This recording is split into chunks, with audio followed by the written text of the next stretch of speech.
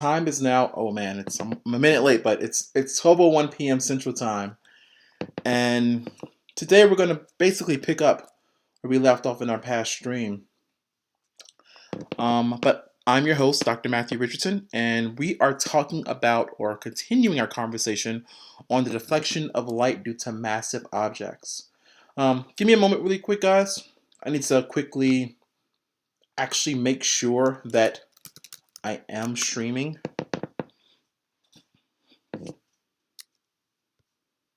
I have experienced a time where there was a disconnect between my OBS software and Twitch. So I'm going to go ahead and navigate over to Twitch and see how things are going there. But today's Valentine's Day, so happy Valentine's Day to everyone. And I really do hope that the day is going well for you guys so far. It looks like things are going. So let's do this.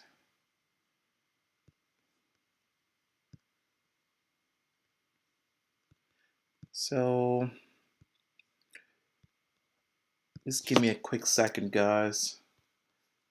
Although I was able to verify that the stream is actually live, I always have the situation where I have to quit the Chrome web browser and then restart it so that I can actually pop out the chat.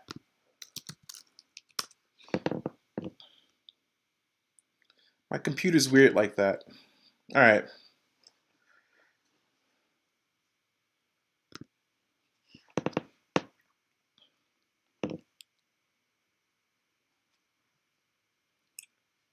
All right. Hey, Susie. So at the moment, I believe Twitch is telling me that, oh, there we go. It's updated itself. There are at least 3 viewers. Let's pop out the chat.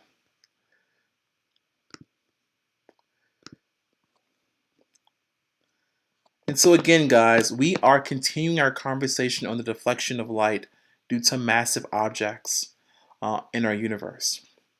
For example, like stars or a collection of stars. And the technical term for this would be gravitational lensing.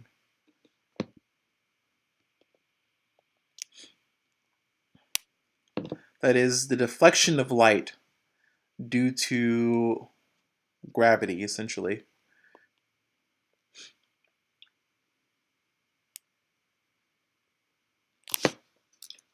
All right, let's see what we got here. Let's do a quick hi to everyone that I can actually visibly see in my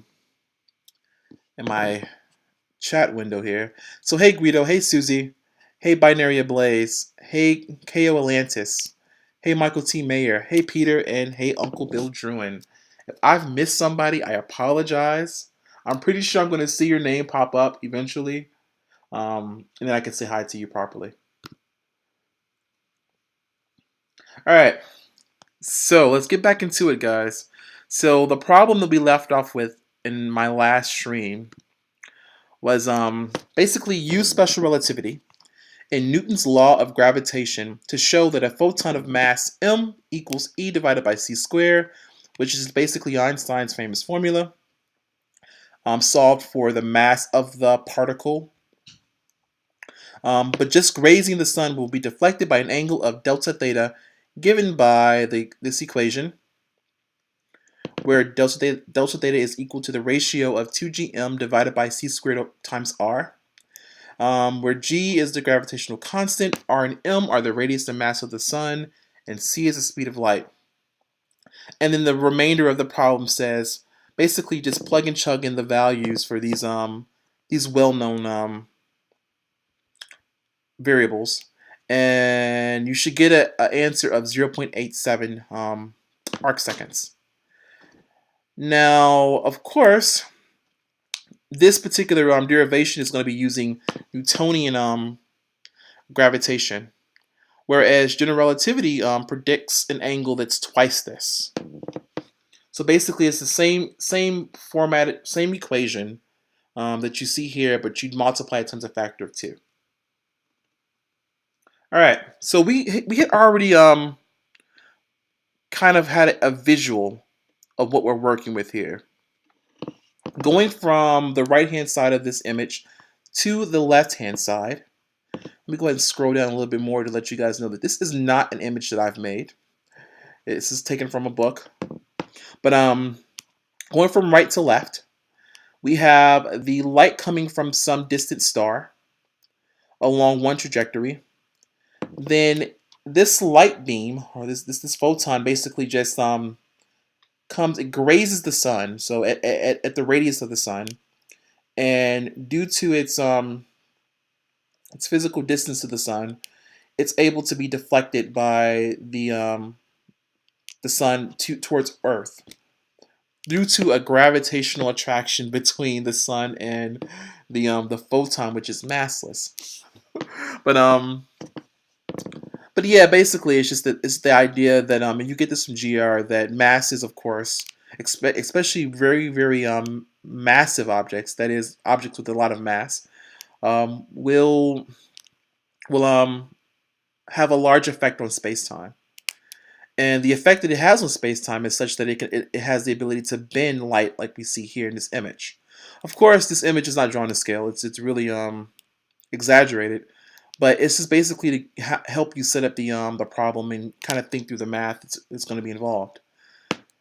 And so we've kind of already started that from our last stream. Oh, I got some comments. Let me go ahead and look at the comments.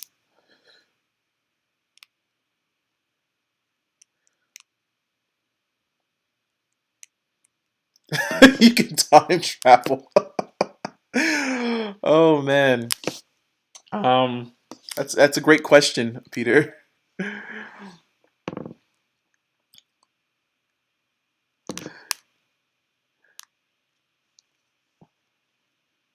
But time travel, we'll save time travel definitely for like another problem that I can set up, probably for like my next stream, or have like a really good discussion on it. Find a paper that talks about it or something. But continuing on with this problem though. So I've actually modified this image to show that the deflection angle is alpha. However, of course, in our original equation, alpha is going to be synonymous with the delta theta.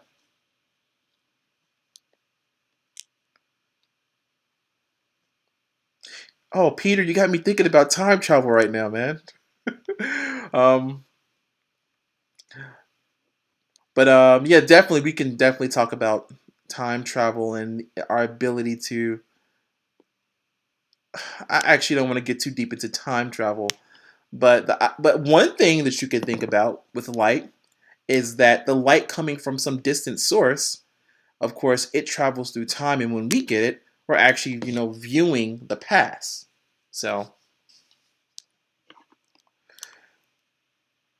in that instance, I guess you can kind of think about time travel a little bit.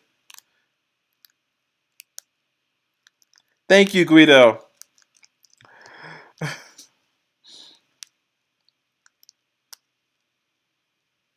We don't have the time. But yes, that's the best I can do with time travel at the moment. Is that we get sun. I think it's 8 minutes, 6 minutes. I think it's about 8 minutes. I could be wrong though. I think it's 8 light minutes away from us in distance, which is the equivalent of like 1 AU.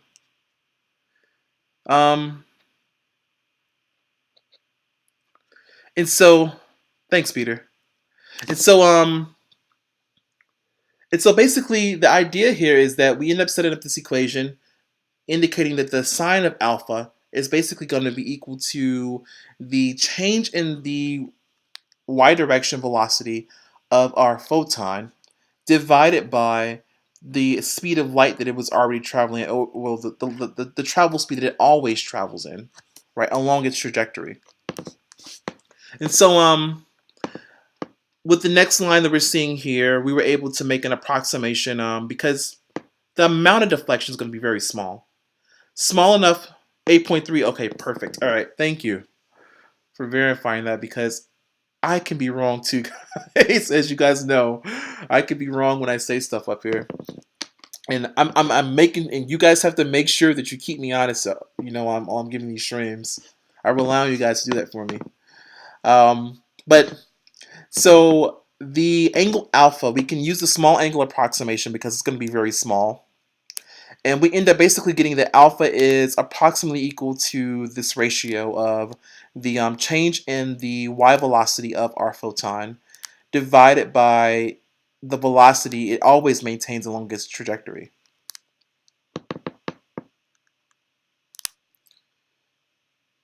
Yeah, that would suck. So if the sun went nova, well, the sun won't go nova. The sun itself, as is while it's on the main sequence, won't go nova because it's considered a low mass star. But if the sun were a high mass star and it went nova, yes, we would not know until 8 minutes later. Yeah, which would be the sucky part of it all. The radiation, well, the light, the photons from the sun would cook us really, really well. And then shortly after, of course, particles would follow. If anyone had the ability, like Superman's, I guess, to survive the radiation, then all the particle radiation would definitely, finish the job.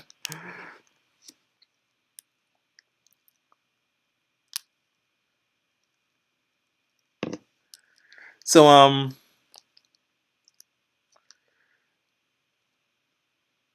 but yeah, guys, thank you. This is actually some good, good conversation we're having here.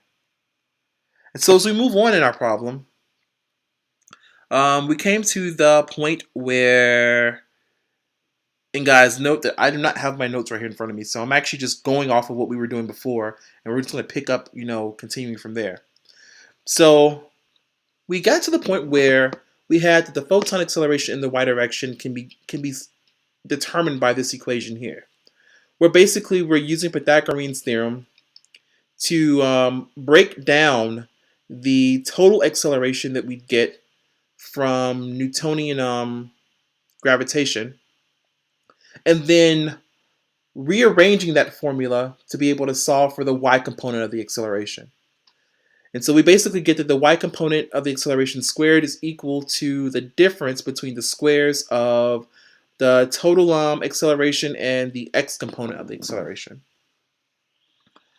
And so then from there, I end up introducing Newton's law of gravitation, which is basically g times the product of the mass of, in this case, the sun, and our photon divided by the distance between them squared, which I've denoted as d squared. It's key that we note that this is d squared because I'm going to define d a little bit later. And of course, going from the force equation to acceleration, it's just a simple division by the mass of the photon in this case. And we finally get that we get the ratio of g times m over d squared is equal to the total acceleration.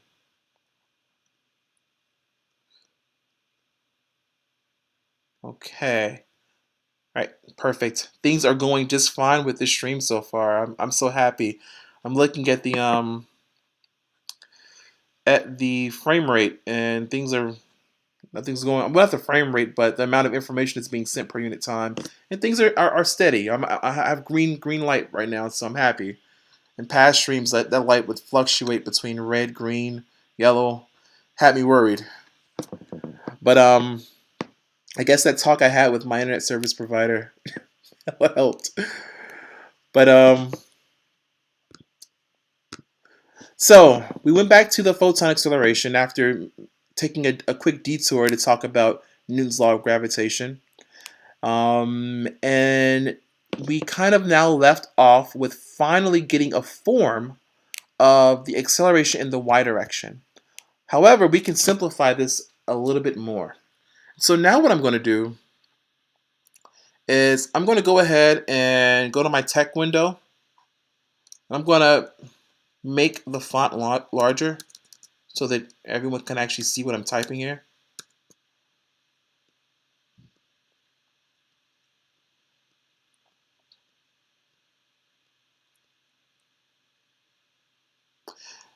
And so I will say this though, this problem, before I even get to it, this problem will involve a little bit of integration, but we're not doing integrals. In fact, I'm not doing integrals.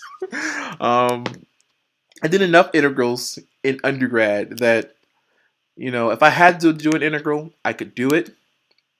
Might take me some time now because it's been a while. I'm a little bit out of practice, but I could probably pull off the integral. But I don't want to do integrals. I'm going to allow the computer to do the integrals. That is, the internet do the integrals for me. But when we get there, you'll see what I mean. So a sub y. So at this moment, we're gonna do basic algebra and probably a little bit of arithmetic. So when we take the square root of this, let's go ahead and make another line for this. This whole thing should simplify out to being, we'll definitely get a GM, right. So if I copy that, we'll definitely go ahead and we'll get that first ratio, GM over D squared. That will remain the same. However, with this second term, we'll end up getting, and I'll just simply modify it in place. And again, I always love to copy and paste because it makes life so much easier. The bottom, the denominator of that second ratio will just simply become D. And the top, we're going to leave it as the square root QRT of D squared minus X squared. All right. So now this is where we can kind of, let's make sure things came, oh no, that didn't come out right. All right, there we go. All right. So far so good. What we're going to do now is we're going to define exactly, well, what is the distance? How can we define the distance between, in this case, the center of the sun and the photon as it travels throughout space, all of space? So let's see, no indent. Distance between sun's center and photon.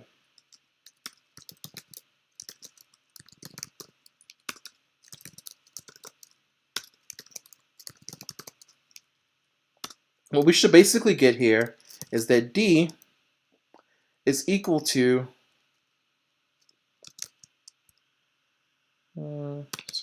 it's equal to the square root, and very simply put, y squared plus x squared.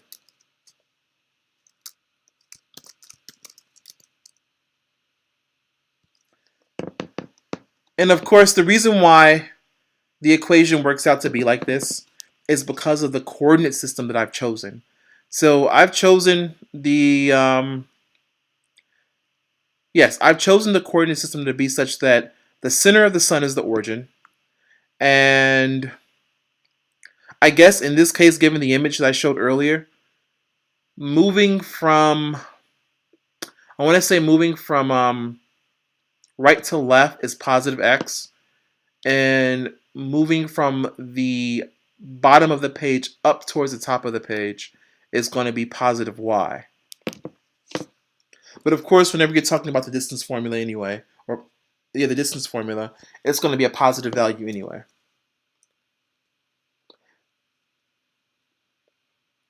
All right. So now that we have this, I want to make sure I'm keeping up with the comments.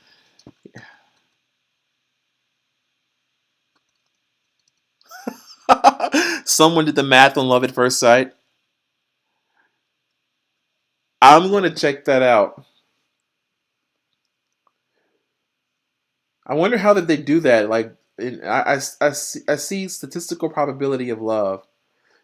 Maybe like someone went around asking a bunch of people, got like a sample of people and asked them, hey, have you ever had love at first sight? And basically you have a bunch of either yeses or nos. That makes sense to me. Basically, there's zero chance of love at first sight. So, let's see. At least that's what the math, according to Peter, says. I'm not saying that's what I'm saying right now. Even though it makes sense. That's what Peter just put out there. That love at first sight has basically a 0% chance. Not exactly 0, but close enough. So if someone asks me a bunch of questions about love at first sight, Peter, I'm going to refer them to you. All right. So now that we have D, right, we can go ahead and we can substitute this D into our equation. Yeah, let's go ahead and do that into our acceleration equation. So once again, we are back to the acceleration of the photon in the y direction.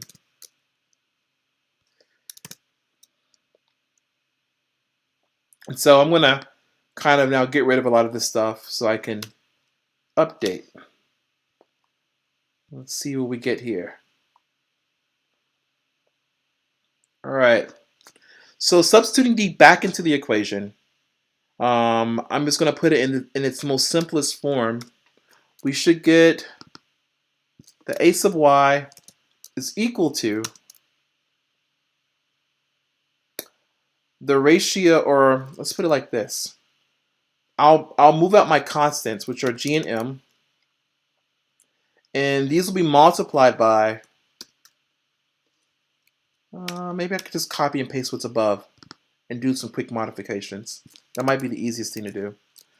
It's going to be a d cubed in the denominator, d cubed, and, or better yet, not a d cubed. That's wrong. I don't want d anymore. I want it in terms of y and x's. It's going to be, let's put some parentheses, left, right. Oops, that's wrong. This is right. Left, right. We're going to end up getting, it's d cubed, but d is the square root, so it's going to be 3/2.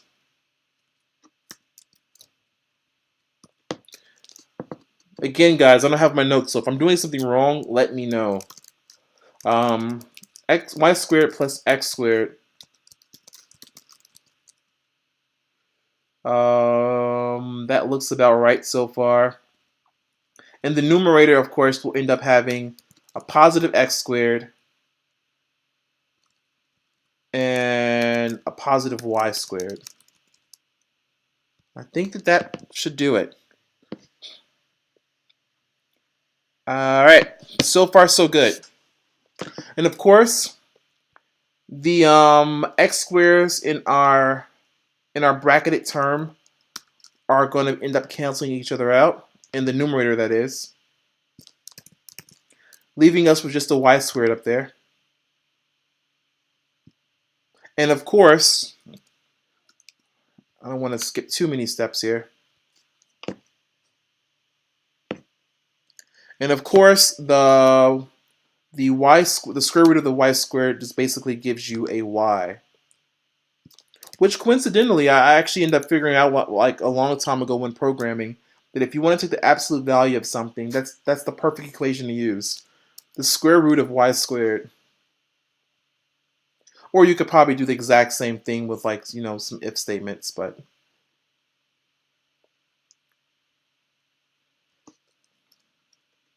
all right, so I can get rid of the square root sign. I can get rid of that y square. I think this should fix it. All right. So now, up until this point, we made no sort of, as far as I'm concerned, we've made no sort of assumptions. We went strictly off of just the math of the situation. Sorry, I'm taking a moment to quickly look at Peter's comments. Being struck like light. Yeah, well, that's probably a good point. I don't know many people who have been struck by lightning. Um, but if I had to choose between the two, I would sure hope that the probability of falling in love at first sight is much higher than being struck by lightning. All right, so what we can do here is we can go ahead and we can make an assumption about the y component, right? Now, of course, we know that the particle, as far as our coordinate system will be concerned, will have some motion in the y direction. Um, and again, I'm trying to think of the best way of being able to explain this. Let's go back up to our drawing. Um, yeah, because this image is so exaggerated, it's going to be difficult to explain this, visually speaking. But the actual angle that the photon is going to be deflected by is very small. If we imagine that the x direction is just basically moving from right to left along our image here, if the angle of deflection is very small, that would have to imply that the total change in y is also very small. And given that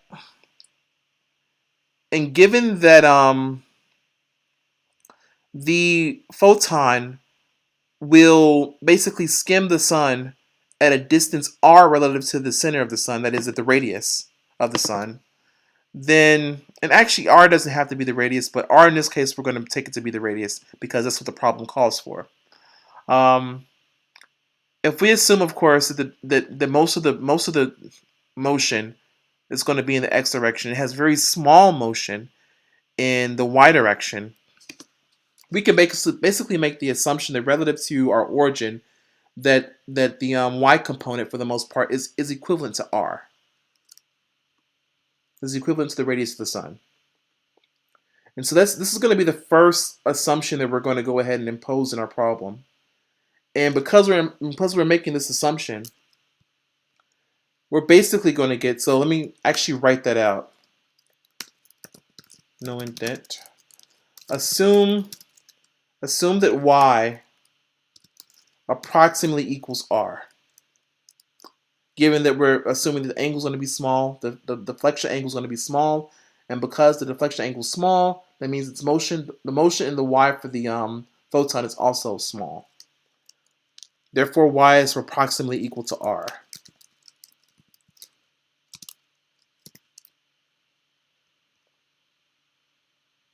Make sure that comes out, all right? And so that finally leaves us with an acceleration equation that we can actually use. Because if that y term was still inside the acceleration equation, we'd have to account for it when we get ready to do our integral. So I'm going to make this y, a sub y as a function of strictly x.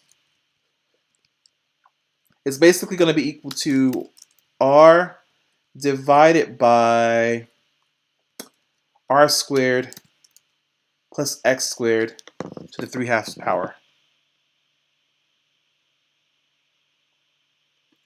And so now we've kind of gotten to the point where, things are starting to look a little bit like we're expecting them to look. We have our gravitational constant g, we have the mass of the sun m, and now we have some functional form that also has r in it.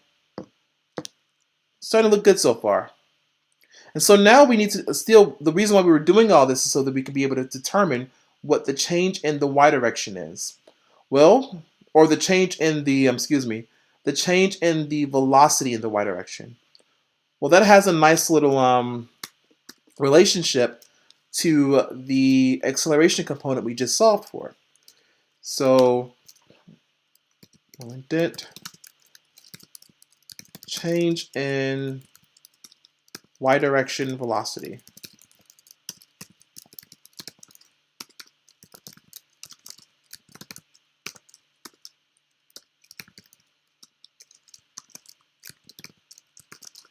So what we end up getting is that delta Vy. Let's see if I actually have it up here. Let's do a quick copy and paste of it. Here we go.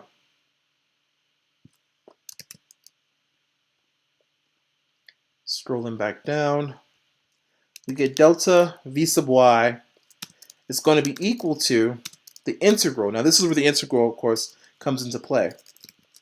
It's basically the integral of a sub y as a function of x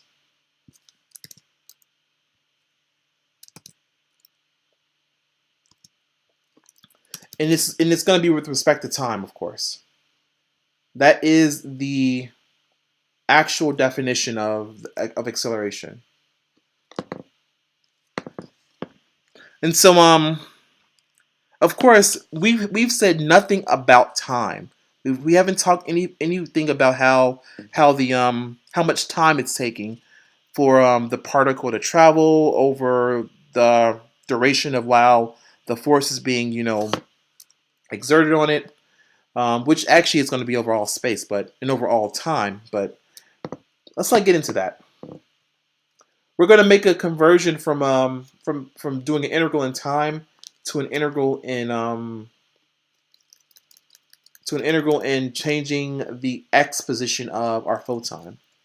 And we can make that conversion by using the fact that the photon itself is traveling at the speed of light. And using that bit of information, we end up getting the following integral. So our dt now becomes basically a dx over c.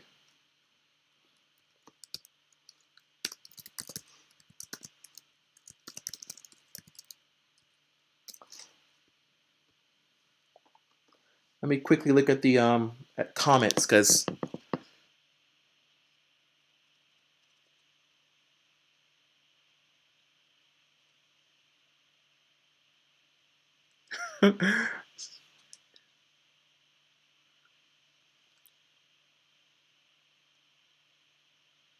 so I'm just taking a quick moment to look at the comments here, guys.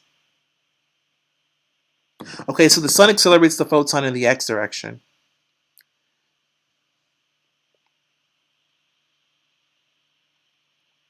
So the photon itself,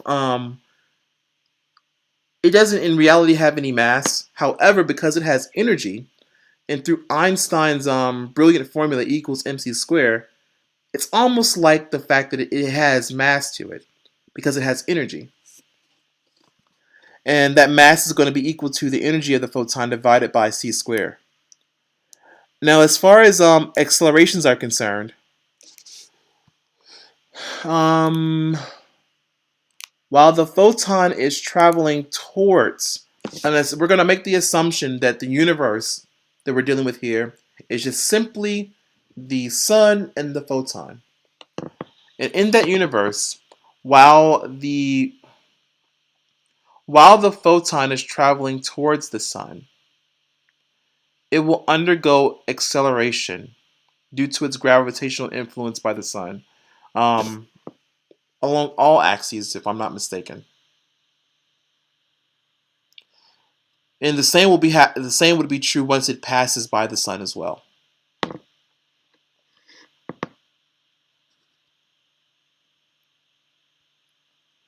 Actually, just two dimensions, if I'm thinking about this. You can make it such that it can be in all dimensions or two dimensions.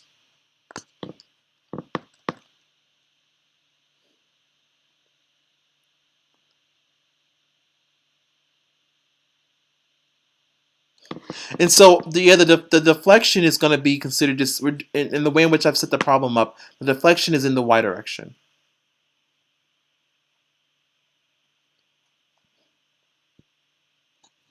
The mass is limited by. Okay, I see where I think I see where you're going with this.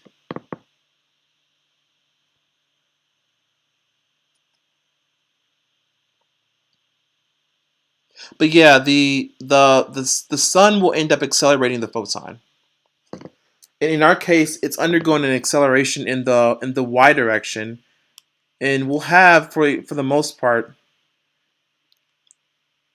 There is some acceleration in the x direction as well. There's an x component to the acceleration.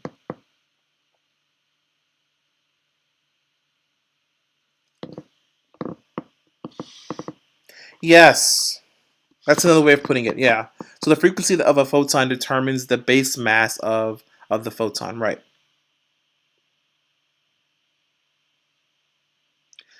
Exactly right. That's a perfect way of putting it. Because E is equal to h nu for photons, and or in the terms of wavelength, um, it's what is it, hc over lambda. And so yeah, the way in which you put it is perfect, Larry. Yes.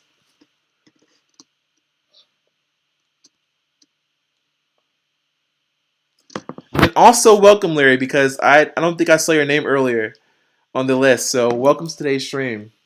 It's always great to have you here. And so, guys, like I said earlier, this is going to be an integral, but I am not doing any integration.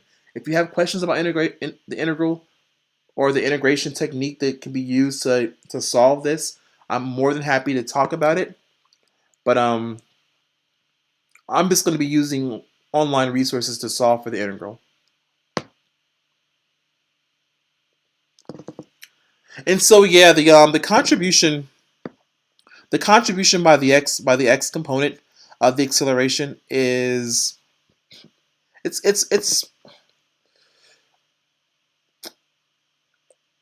it's not that it's non-negligible. I mean it's not that it's negligible because we used it earlier. So if I scroll back up top, we actually use it here, right? To solve for the y component of the acceleration. So the x component is not it's not that it's negligible. We actually use it. However, we can do some reductions though. We can do some reductions to our y component acceleration. And that's kind of shown later on.